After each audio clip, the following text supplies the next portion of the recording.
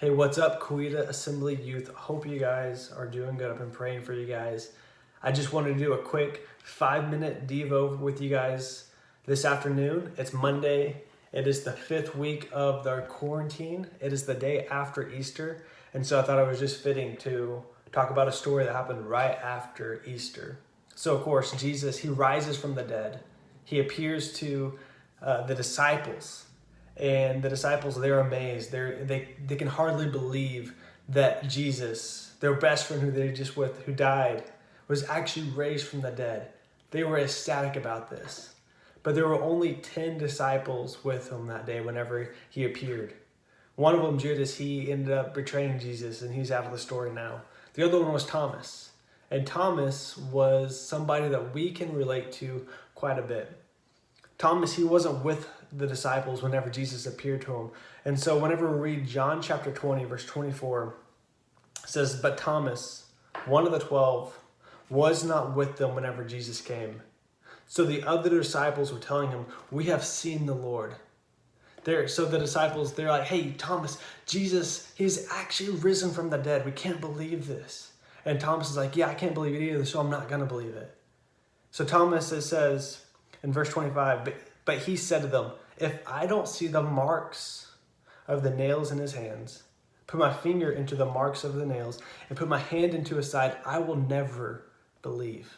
Remember, whenever Jesus was crucified, he was nailed to a cross, so there were two holes in his hands. And then just to make sure that Jesus was dead, one of the guards, they stabbed a spear into his side, so there's a hole in his side. So Thomas is saying, if I don't actually put my fingers in the holes on Jesus' body, I will never believe that he's risen from the dead. So God, he lets Thomas doubt like this for a whole week. A whole week he's just agonizing. Because the disciples, they haven't probably shut up about this yet. They're going on and on about how Jesus is risen from the dead. And Thomas, for a whole week, he's just like, "Yeah, I'm not going to believe it. Yeah, I'm not going to believe it. Unless I see it, I won't believe it." And then verse 26 says, "A week later, his disciples were indoors again, and Thomas was with them. Even though the doors were locked, Jesus came. He stood among them, and he said, 'Peace be with you.'" Verse 27 says, "Then he said to Thomas, 'Put your finger here and look at my hands. Reach out your hand and put it into my side. Don't be faithless, but believe.' Thomas responded to him, 'My Lord and my God.'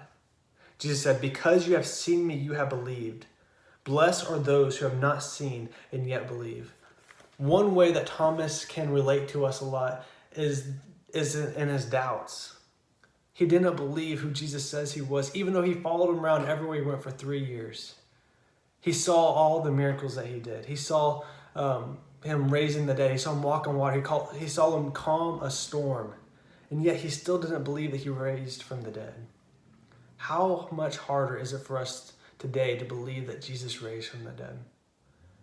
But there are so many stories. There's so much proof. There's so much going on in the Bible that leads us to believe that. And Jesus says, "Blessed are those who have not seen and yet believe."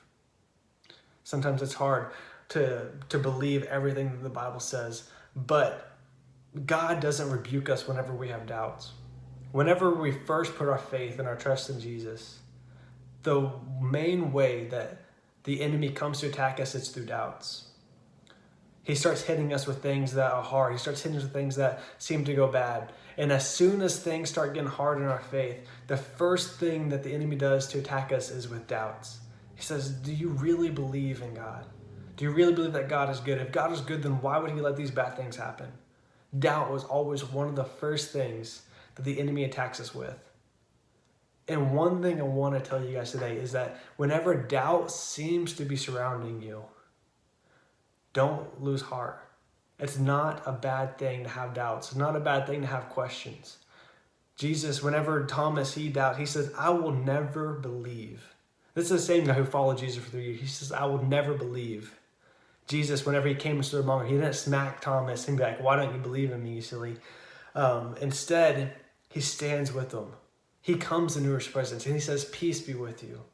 Jesus, he is the Prince of Peace. He says, "Just take my peace. It's okay." And then it says Jesus, he looked directly at Thomas. He knew exactly what Thomas is feeling in his heart. He knew what was going on in his mind. He knew that he probably wouldn't believe. And Jesus, he doesn't rebuke him. He looks at him and he knows what's going on in him. And he says, here I am. Believe in me. That's my prayer for you guys today, is that if there's any doubt in your mind that God isn't who he says he is, that God isn't good, that God still isn't on the throne, that God isn't real, my prayer for you today is that Jesus, he will show you just how real he is. Whenever I first came to know God, I was an atheist. I didn't believe in him at all. After a few months, I felt like God was calling me to believe in him. So one night I said, Jesus, if you are real, show me just how real you are. And my life was forever changed after that. That was my prayer for you guys today. If you're reading this, or if you're watching this video, and if you have any doubt, my prayer is that you will just pray that prayer. Jesus, if you're real, show me just how real you are. And I pray that your life will forever be changed. I love you guys. I'll see you guys soon. We're going to have a video again on Wednesday and another video on Friday. I hope you guys find these helpful.